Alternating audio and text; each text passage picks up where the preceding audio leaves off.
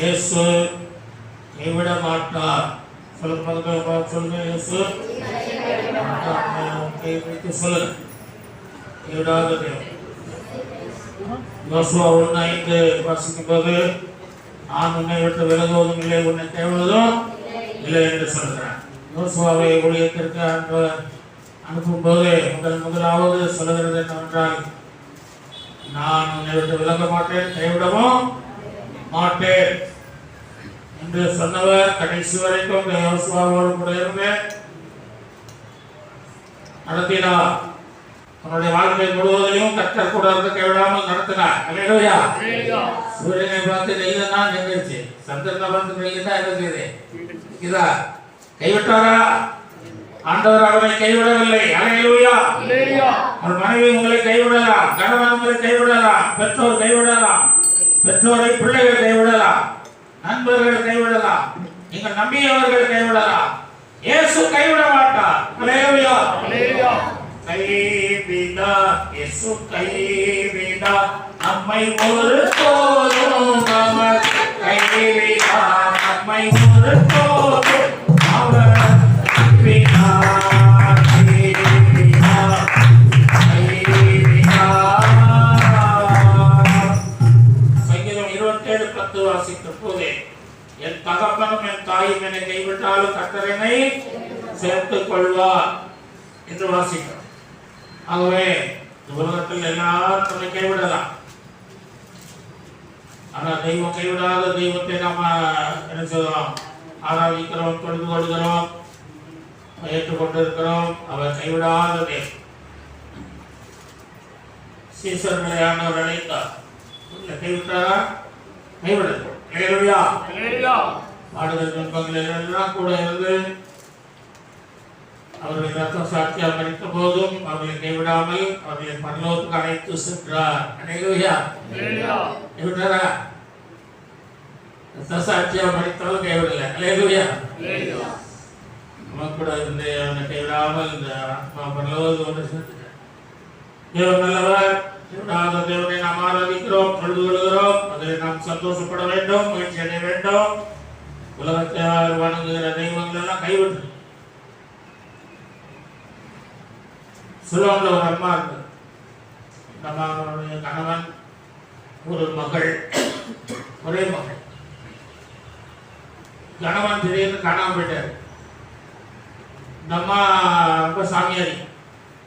முன்னால கொஞ்சம் இடம் இருக்குது, அதில் ஒரு மரத்தை நட்டு ஒரு கல்லை கொண்டு வச்சு முருகன் சாமின்னு சொல்லி கும்பிட்டுக்கிறது. தினமும் கும்பிட்டு ஆட்கள்லாம் போகிறவங்கலாம் கும்பிடுவோம். அது இந்த மாதிரி ரொம்ப சந்தோஷம். நம்ம கடவுள் நம்மளை நடத்துகிறாரு, எல்லாம் பாராட்டுறாங்கன்னு சொல்லி அம்மாவை நல்ல சோப்பாக நல்லா இருக்கும். இந்த பட்டையெல்லாம் பார்த்தா இந்த அம்மா தான் தாய் மாதிரி இருக்கும். இந்த அம்மாவே கும்பிடுவாங்க. இந்த அம்மா நான் இல்லையா, கருப்பாக இருந்தாலும் இவர் தான் சாமி அப்படின்னு சொல்லி கருத்தில் புருஷன் காணாமல் போயிட்டாரு. விடுதலை புலிகளை கருத்து கொண்டு விட்டாங்க. என்ன மூளை செலவை செய்வான்னு சொன்னால் இந்த மாதிரி பண்ணிவிட்டாங்க. மனைவி பிள்ளைகளை மறக்க வச்சுட்டாங்க. ஒரே மகளை ரொம்ப நேசிப்பாரு. கடைசியில் இந்த அம்மா உபயோகம் கொண்டுட்டு இருந்தது. கணவனை காணாமல் போயிட்டாலும் கூப்பிட்டது.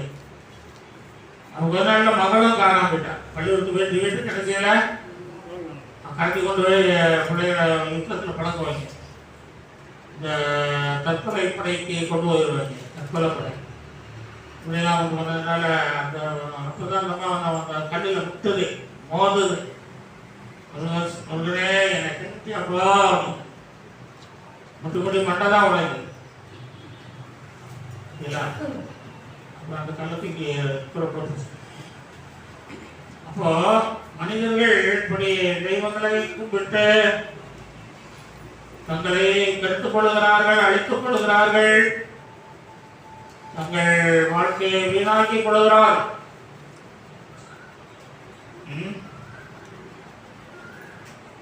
ஆகவே நம்முடைய இயேசு ஒருவர் தான் கைவிடாத தெய்வம். அல்லேலூயா. கைவிடாத தேவனை நாம் ஆராதிக்கிறோம்.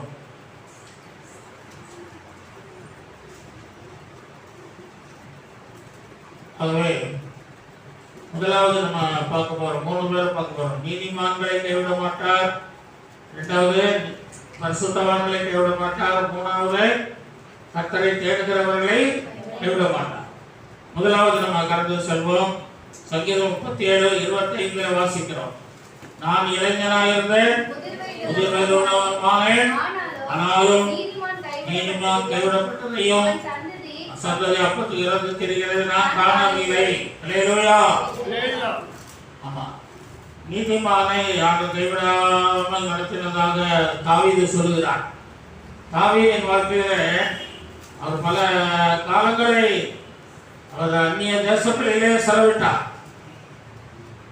பல காலங்களை பாதி காலங்களை எருசலேமில் செலவிட்டாரு. ஆனால் அவர் கடைசியாக முதிர் வயதாயிடுச்சு.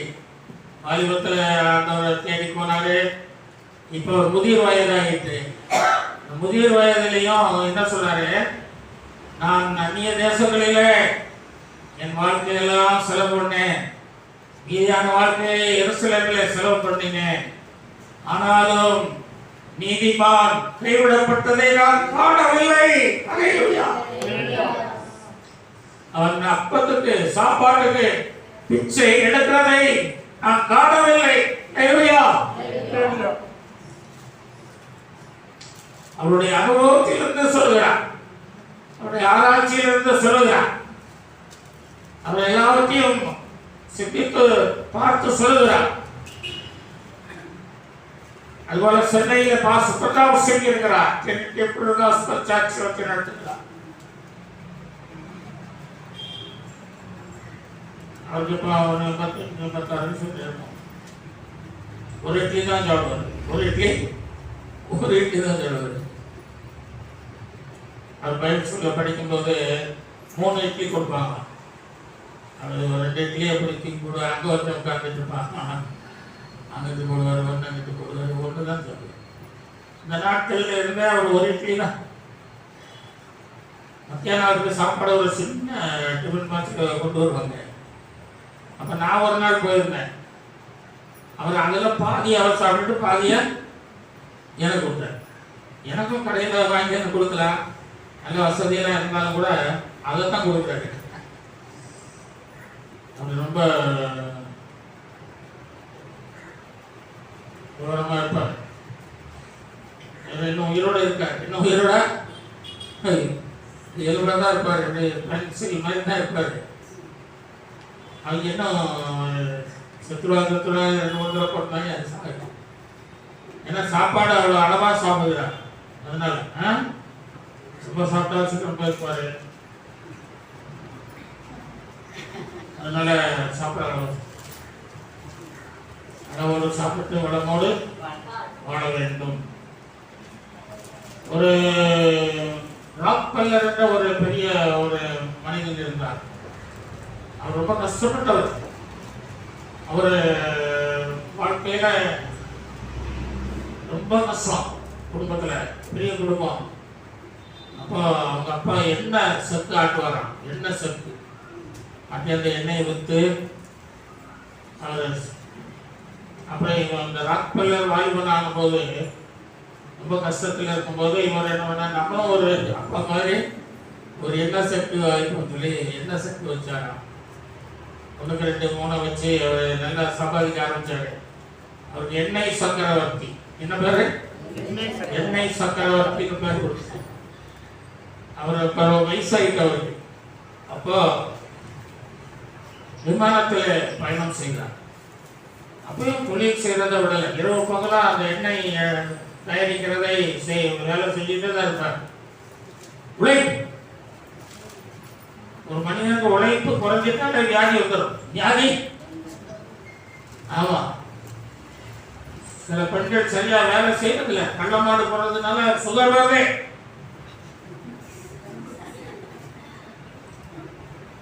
ஒழுங்கா வேலை செய்யணும். இந்த சோறு வாங்கி 3-4 கூட்டு வைக்கணும் இல்லையா? ஆமா, ஒரு கூட்டு கூட வைக்கிறதுல என்ன சமயம்? அப்போ ராக்பெல்லர் விமானத்தில் பயணம் செய்து கொண்டிருக்கும் போது ஒரு வாலிபன் கேட்கிறான், ஐயா நீங்கள் எங்கே போகிறீர்கள் என்று சொல்லி. நான் ஒரு எண்ணெய் சொத்துக்காக ஒரு மிஷின் ஒன்று வாங்க போகிறேன் அப்படின்னு சொல்றேன். என்னையா இவ்வளோ வயசாகி போச்சு, இன்னும் என்ன சொத்து மிஷின் வாங்க போகிறேன், இதெல்லாம் இருக்கிறத சாப்பிட்டுட்டு சந்தோஷமா இருக்க வேண்டியதானே அப்படின்னு அவன் சொல்றான். அப்போ அவர் சொல்றாரு, இந்த விமானத்தை நிறுத்த சொல்லு, நிறுத்த சொல்றா போட மாலுமின்ற சொல்றா, இந்த பைலட் சொல்றா நிறுத்த சொல்றா. அப்ப அவன் சொல்றான், நிறுத்த சொன்னோம்னா வாகனத்துல நிறுத்த சொன்னா என்ன செய்யும், கீழே தானே வந்து விழுவன் சாவடிதான். அது போலதான்டா, அது போலதான் நம்ம வேலையை, என் வேலையை நான் நிறுத்தினோம்னா என் வாழ்க்கை அதோட முடிஞ்சு போயிடும். நான் வேலை செய்வதனாலே இன்னும் பல ஆண்டுகள் வாழ்வேன். சொல்லுங்க என்று சொல்லி அவனிடத்தில் சொன்னார். அதுபோல நல்ல உழைப்பும் மனிதனுக்கு தேவை. அல்லேலூயா. அதே நேரத்தில் கர்த்தரையும் நாம் அதிகமாக என்ன செய்யணும், தேடவும் நேரங்களை ஒதுக்க வேண்டும். நாம ஆதியாகமம் 7:1 நாம் வாசிக்கும் போது கர்த்தர் நோவாவை நோக்கி, நீயும் வீட்டார் அனைவரும் பேழைக்குள் பிரவேசிக்குங்கள், இந்த சந்ததியில் உன்னை எனக்கு முன்பாக பிரதாப் சிங் சொன்னாங்களா, அவரை ரூம் வச்சிருந்தார், அவர் ஆபீஸ் அறை வச்சிருந்தார். அவர் பேட்டி குருதாஸ்பூர் சர்ச்சையோட தலைவர், கிளை சபையில் அவருக்கு 10-30 சபைகள் உண்டு. அதில் ஒரு அம்மா ஆபீஸ் வச்சிருந்தார். அது இந்த டைப்லாம் பண்ணிட்டு ஊழியர்களுக்கு கடிதம்லாம் எழுதியிருந்தோம். அந்த மாட்டை வீட்டுக்கு முன்னாடி இருப்பாங்க ஆபீஸ். பிச்சைக்காரங்க வந்தாங்கன்னா அங்கே தான் வந்து கேட்பாங்க. இந்த மாதிரி பதில் சொன்னாங்க, இந்த வசனத்தை எவ்வளவு வாசித்தேன், நீண்ட சந்ததி அப்பத்தில் இறந்து திரிவதை காணவில்லைன்னு. அதனால நீ என்ன செய்ய, இது உண்மையா என்பதை நம்ம ஆராய்ந்து பார்க்கணும். நீ உட்கார்ந்துருக்கையில பிச்சை கேட்டு வர்றவங்க பேரை என்ன செய்ய, ஒரு நோட் புக் போட்டு எழுது. அவங்க இந்துவா கிறிஸ்டினா முஸ்லீம் நான் எழுதுறோம். அப்படியே அவன் எழுதுனா 310 பேர் வந்துருக்கிறாங்க ஒரு வருஷத்துல பிச்சை எடுக்க. சென்னையில் நிறைய பிச்சைக்காரங்க உண்டு. கடைசியில் 310 பேரையும் விசாரிக்கிறதுல ஒருத்தர் கூட கிறிஸ்தவனே இல்லை. கிறிஸ்தவனே இல்லை பாருங்கள, ஒருத்தர் கூட கிறிஸ்தவனே இல்லை. அப்படின்னு ஒரு சாட்சி. அல்லேலூயா. ஜீவனுள்ள சாட்சி. ஒருவர் கூட கிறிஸ்தவன், நான் கிறிஸ்தவன் பிச்சைப்படுதுன்னு வரவே இல்லை என்று சொல்லி அவர் சொல்லுகிறார். அல்லேலூயா. ஆகவே ஆண்டவர் எந்த நிலைமையிலும் தேவனுடைய பிள்ளைகளை போஷித்து நடத்துகிறவராக இருக்கிறார். அல்லேலூயா. லாசரு மிகவும் கஷ்டப்பட்ட ஆகாரத்துக்கு ரொம்ப கஷ்டப்பட்டான். ஆனாலும் அவனுக்கு ஆகாரங்களை ஆர்டர் கொடுத்தான். என்ன செய்தாரு, கொடுத்தா. நீதிமொழி 3:3 வாசிக்கிறோம். 10:3 நீதிமொழி 10:3 வாசிக்கிறோம். நீதிமான்களை பசியினால் வருந்த விடார் என்று வாசிக்கிறோம். நீதிமான்களை லாசரு கஷ்டப்பட்டாலும் கீழே கிடக்கிறத எடுத்து சாப்பிடணும்னு விரும்பினாலும் அவன் பிச்சை கேட்கல. இல்லையா, பிச்சை கேட்கல, கீழே கிடக்கிறத தான் எடுத்து சாப்பிடுறான். பிச்சை கேட்கல, ஆனாலும் தேவன் அவனை போஷித்தார். அல்லேலூயா. தினமும் போஷித்திருப்பார். நோவாவை குறித்து நாம் படிக்கிறோம். கர்த்தர் நோவாவை நோக்கி, நீ வீட்டார் அனைவரும் பேழைக்குள் பிரவேசியுங்கள், சந்ததியில் உன்னை எனக்கு நீதிமாக கண்டேன். அப்ப பூமியெல்லாம் பாவம் செய்து அக்கிரமம் செய்து அநியாயம் பண்ணி எல்லாம் தேவனுக்கு முன்பாக ரொம்ப மோசமான பல்லாதவர்களாய் காணும்போது நோவா மட்டும் என்ன சொல்றாரு, அவனை பார்த்து, உன்னை எனக்கு நீதிமானாய் கண்டேன். அப்ப அவங்க குடும்பத்தையும் என்ன சொல்றாரு, நோவா கர்த்தரோடு சந்தேகித்தார், கர்த்தர் கண்களில் அவனுக்கு கிருபை கிடைத்தது என்று வாசிக்கும். கர்த்தருடைய கிருபை அந்த நோவாவுக்கு கிடைக்குது. ஆனா குடும்பத்தோட படைக்குள்ள என்ன செய்றாங்க, பிரவேசிக்கிறாங்க. அந்த காலத்துல பிரிட்ஜெல்லாம் கிடையாது. நோவாவுக்கும் நம்ம 1 வருஷத்துக்கு மேல இந்த பிழையில இருப்போம், கப்பல்ல இருப்போம்ங்கிற நிச்சயம் அவங்க ஆண்டவரை வச்சு நல்லா இருப்பீங்கன்னு சொல்லல. நீ பிரவேசினாரு அவ்வளவுதான் சொன்னார். ஆடு மாடுகளெல்லாம் ஏற்றுக்கொண்டு சொன்னாரு.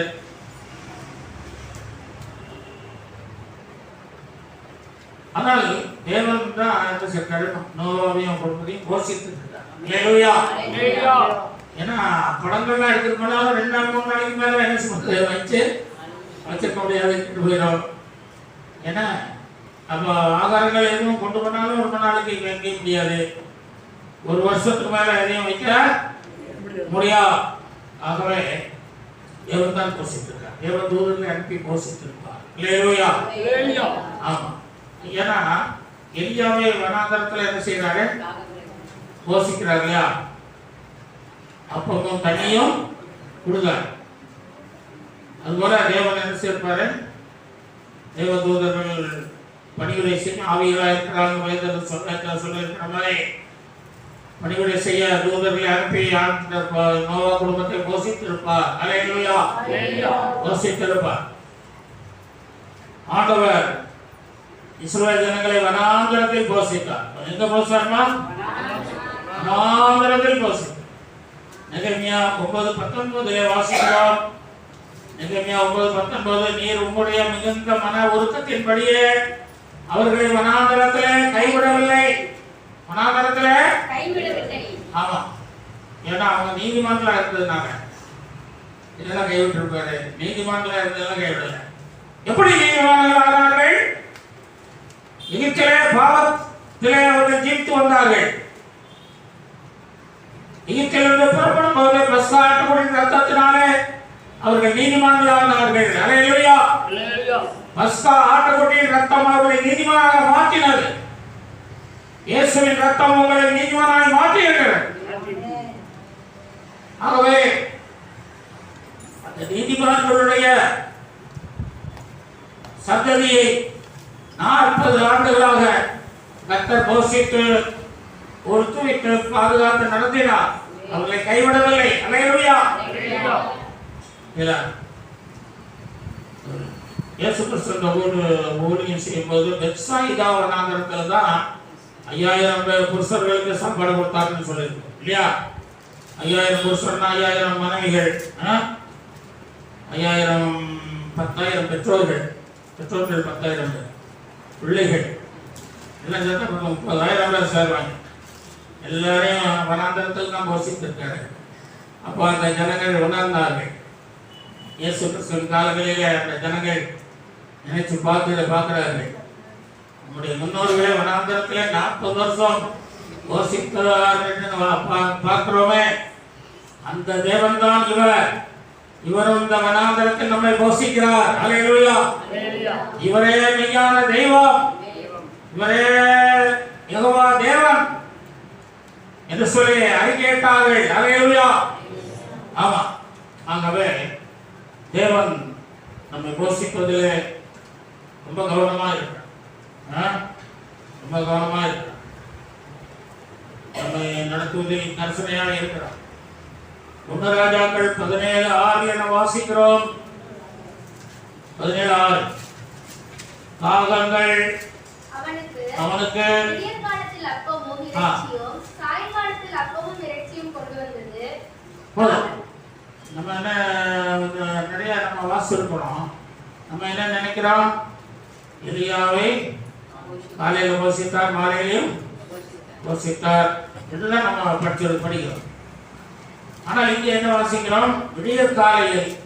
என்னதுமா? விடியற் காலையில்.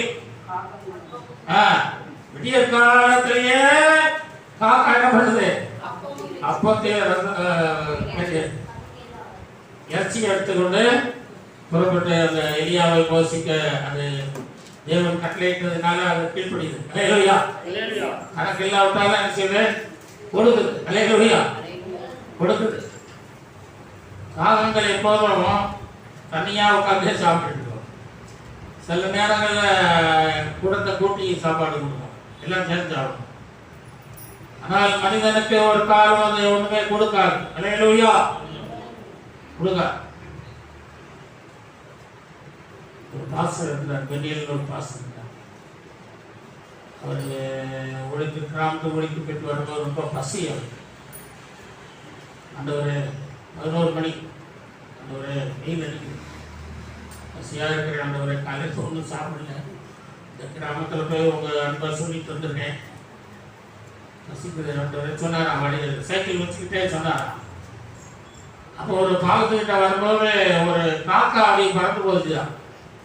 அது வாயில கொடுக்காமலே வச்சிருந்துதான். என்ன பார்த்து கொடுக்காம இல்லை, அது அது கீழே போட்டுருச்சு. இவருக்கு முன்னாடி போட்டுருச்சு.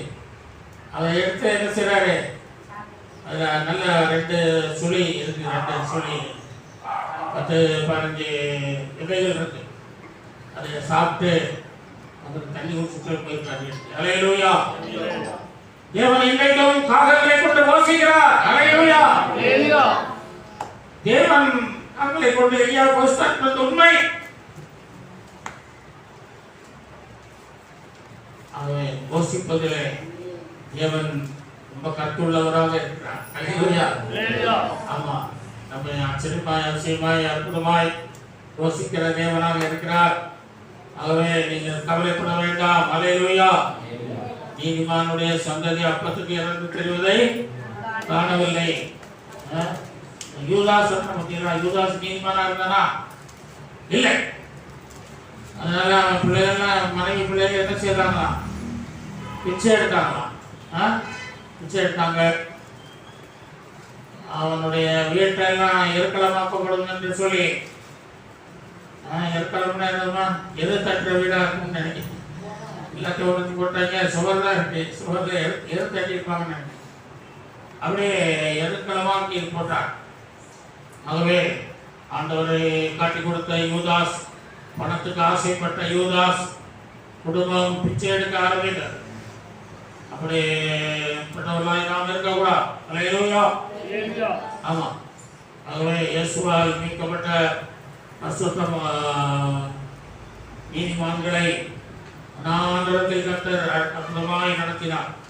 2வது நம்ம கடந்து செல்வோம். பரிசுத்தவான்களை கைவிட மாட்டார். சங்கீதம் 37:28. கர்த்தர் நியாயத்தை விரும்புகிறவர், அவர் தமது பரிசுத்தவான்களை கைவிடுகிறது இல்லை. சங்கீதம் 37:28. ஆகவே நமது ஆவி, ஆத்மா, சரீரம் பரிசுத்தமாக நாம் வைத்துக் கொள்ள வேண்டும். அல்லேலூயா. ரோமர் 12:1 வாசிக்கிறோம். அப்படி இருக்க சகோதரனே, உங்கள் சரீரங்களை பரிசுத்தமும் தேவனுக்கு பிரியமான ஜீவ பலியாக ஒப்பு கொடுக்க வேண்டும் என்ற தேவனுடைய இரக்கங்களை முன்னிட்டு உங்களை வேண்டிக் கொள்கிறேன். இதுவே புத்தியுள்ள ஆராதனை. பரிசுத்தமாய் நாம் ஜீவிக்க பரிசுத்தாவின் அபிஷேகத்தை பெற்றுக்கொள்ள வேண்டும். பரிசுத்தாவின் அபிஷேகம் பெற்றுக்கொண்டால் தான் நம்முடைய ஆவி, ஆத்மா, சரீரம் பரிசுத்தமாய் இருக்கும். நம்முடைய மனமும் மாம்சமும் நம்ம ஆவியானுடைய கட்டுப்பாட்டில் இருக்க வேண்டும். நம்முடைய மனசும் மாம்சமும் எந்த கட்டுப்பாட்டில் இருக்கணும்? ஆவியானுடைய கட்டுப்பாட்டில் இருக்கும்.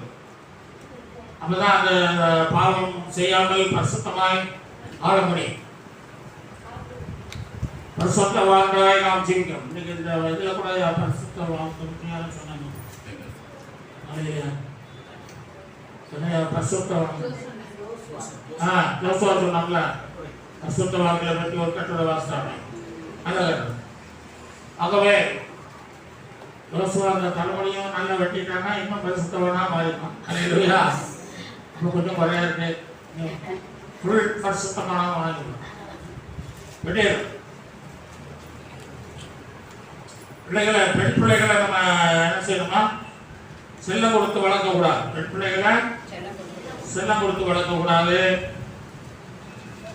ஆண் பிள்ளைகளுக்கு பணம் கொடுத்து வளர்க்கக்கூடாது. சின்ன வயசுல இருந்து காசு கொடுத்து பழகினீங்கன்னா ஆண் பிள்ளைகள் என்ன செய்வாங்க? நாளைக்கு அவங்களுக்கு துன்பத்தை என்ன செய்ய முடியாது, தாங்க முடியாமல், துன்பம் ஒரு சின்ன நஷ்டம் வந்தாலும் தாங்க முடியாது அவங்களுக்கு. அதனால அவங்க கெட்டு போயிடுவாங்க. அதுக்காக கொஞ்சம் பணம் சேர்க்கணும், ஏதாவது ஒரு பொருள் எடுப்போம், திருடுவோம், அந்த மாதிரில கூட நம்ம கூட பணம் கொடுக்கணும் பழக்கிறதுனால, பெண்களுக்கு செல்ல கொடுத்து பழக்கிறதுனால பெண்கள் எப்படி இருக்கிறாங்க? பணம் கொடுத்து பெண் பிள்ளைகளை நாம் செல்லம் கொடுத்து வளர்க்க கூடாது.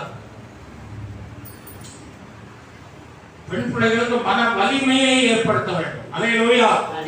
மன வலிமையை கற்றுக் கொடுங்கள். ஆண் பிள்ளைகளுக்கு பணத்தின் அருமையை கற்றுக் கொடுங்கள். அல்லேலூயா. எங்க அம்மா எங்க பிள்ளைகளை வளர்த்தாங்க. அப்போ பாட்டி பேனா வேணும் அது வேணும்னு கேட்டுச்சுன்னா ஏசப்பாக்காரில் அவருக்கு கேள்வி இருக்கோ குட்டி கொடுக்குறோம். ஆனால் அதை வாங்கி கொடுக்குற எங்கள் பாட்டி அது மட்டும் தான் கேட்டு பிள்ளைகள் வாங்கிச்சு. அல்லேலூயா. ஆகவே நம்ம அப்படியே பிள்ளைகளை என்ன செய்யணும்? வளர்க்கணும். பணத்தின் அருமையை ஆண் பிள்ளைக்கு சொல்லிக் கொடுக்கணும், பெண் பிள்ளைக்கு மன வலிமையை சொல்லிக் கொடுக்கணும். அதுவே நீங்கள் கொடுக்கிற பெரிய சொத்து. ஒரு அலைய சொல்வோம் சொத்து. வெளிநாடுகளில் லாகா என்ற ஒரு செடி இருக்கிறது. அது மாடுகள் அந்த செடியை சாப்பிடக்கூடாது. சாப்பிட்டுன்னா அது கண் பார்வை குறைஞ்சிடும். அப்புறம் கொஞ்ச நாளில் அது அப்படியே கண் சுத்தமாக தெரியாமல் போயிடும். அப்புறம் அப்படியே செத்து போயிடும். ஆகவே அந்த லாகா செடியை அரசாங்கமே தடை செய்து அதை வைக்க எடுத்துக்கிட சொல்வாங்க. அது டேஸ்டாக இருக்கும். மாடுகள் அது வாங்கி சாப்பிடும். ஆனால் சில மாடுகள் சாப்பிடாது. என்ன செய்யாது? சாப்பிட்டா நம்ம கஷ்டப்பட வேண்டியிருக்குன்ட்டு சாப்பிடாது. மாட்டு கூட தெரியுது அது சாப்பிடக்கூடாதுன்னு. மனிதனுக்கு செய்ய தெரியல, பாவம் செய்யக்கூடாதுன்னு தெரிய மாட்டேன். ஆகவே நாம ஜாக்கிரதையாய் ஜீவிக்கணும், பரிசுத்தவான்களாய் ஜீவிக்கணும். அல்லேலூயா. பரிசுத்தவான்களை தேவன் கைவிட மாட்டார்.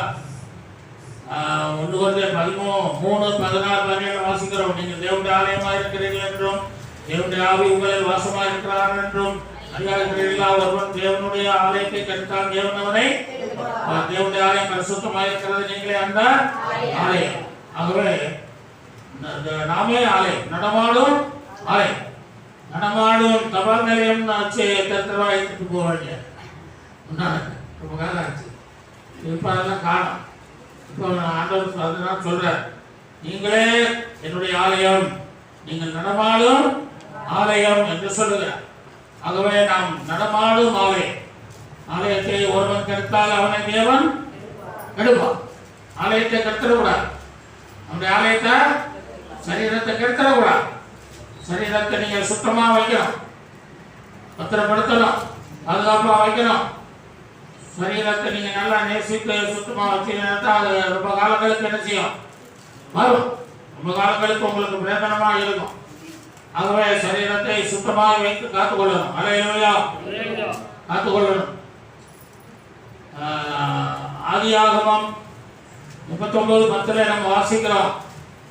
39:10 அவள் நித்தம் நித்தம் பேசிக் கொண்டு வந்தாலும் சம்மதிக்கவில்லை. நம்ம யோசேப்பை போத்திபார் மனைவி மிகவும் அழகுள்ளவளாக இருக்கிறார். அவள் தினம் பூ வைத்து பொட்டு வைத்து ஆபரணங்கள் எல்லாம் அள்ளி போட்டுக்கொண்டு அழகான சேலையை கட்டிக்கொண்டு என்ன செய்கிறார்? யோசேப்போடு பேசுகிறார். 1 மாசமாக பேசியிருப்பார் நினைக்கிறேன். நித்தம் நித்தம் எப்படி போட்டிருக்குமா? நித்தம் நித்தம் நித்தம் நித்தம் பேசுகிறார். ஆனாலும் யோசேப்பு என்ன செய்யல? கொஞ்சம் கூட ஆசை இல்லை. அல்லேலூயா. அவன் பிடிச்சி வச்ச பிள்ளையார் மாதிரி இருக்கான். எப்படி இருக்கான் யோசேப்பு? பிடிச்சி வச்சா பிள்ளையார். பிள்ளையாரை வச்சு ஒரு இடத்துல அந்த உட்காந்து மெயினாக இருக்கு. எங்கேயாவது ஒரு அடியாக தண்ணி ஊங்கி உட்காந்துருக்கா. யோசேப்பு கண்மலையாகிய தேவனை அவன் நம்பினதுனாலே அவன் ஒரு கண்மலை போல இருக்கிறான். அல்லேலூயா. அவனை அந்த ஆசை வார்த்தைகளை கூறி அசைக்க ஒருவரால் முடியவில்லை.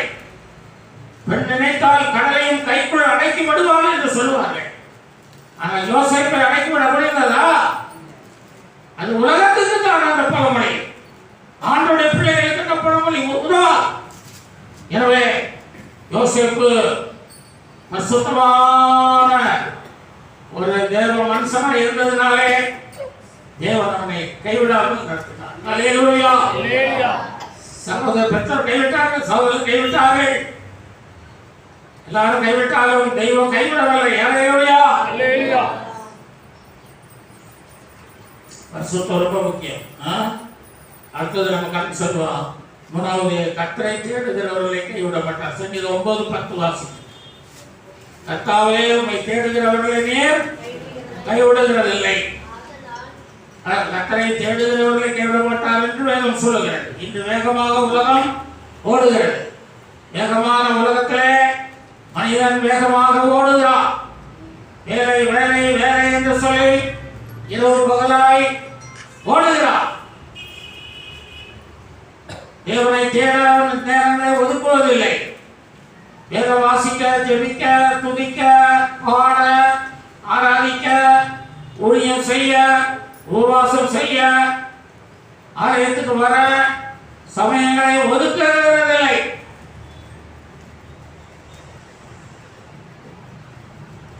திடீர்னு நினைச்சா சர்ச்சுக்கு வர்றது, திடீர்னு நினைச்சா ஜெபம் பண்றது.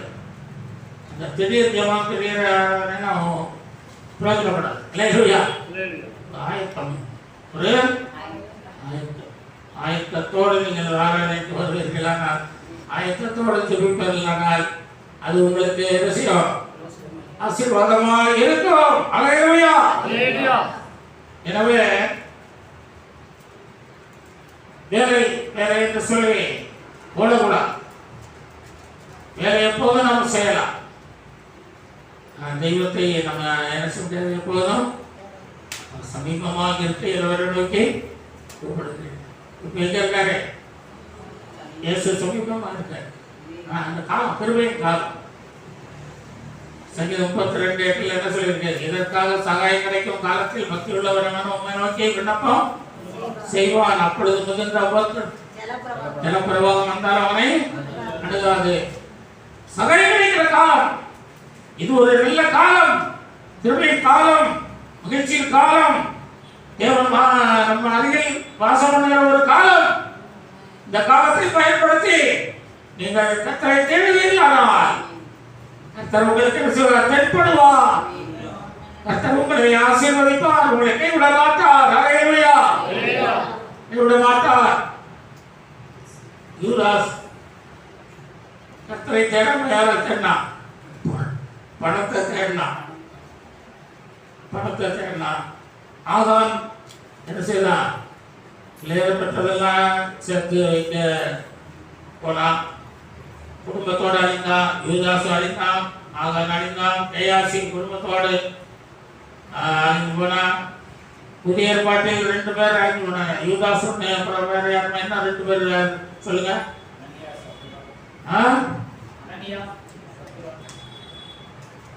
அனனியா சப்பிராடா, அவங்க வேற. இந்த ஊழியத்துக்கு வந்தவங்க, யூதாஸ் ஊழியத்துக்கு அழைக்கப்பட்டு வந்தவன் கெட்டு போனான்.